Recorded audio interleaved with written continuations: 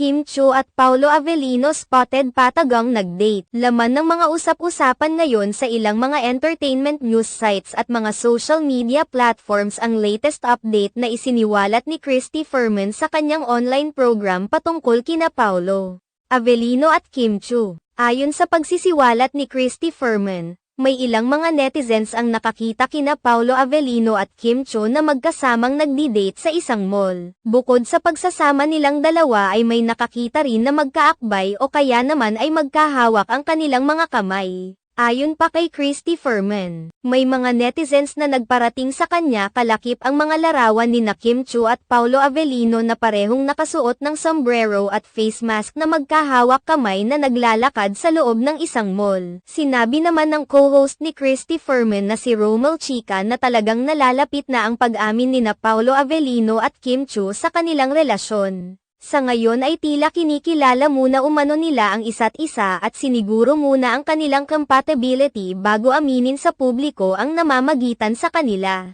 Tila paraan rin nila ito para kung sakaling hindi mag-work ang kanilang pagdidate ay hindi na magiging malaking issue sa mga netizens dahil wala naman silang inamin. Matatandaan na sa isang panayam kina Paolo Avellino at Kim Chiu ay sinabi ni Paolo Avellino na hinay-hinay lang. Pahiwatig ito na naghihinay-hinay muna sila ni Kim Chiu at hindi minamadali ang pagkilala sa isa't isa. Sinabi rin noon ni Paolo Avellino sa isang panayam ang mga pahayag na what you see is what you get, kung saan binibigyan niya ng laya ang kanilang mga tagahanga na mag-isip ng kung ano sa kanilang relasyon na dalawa.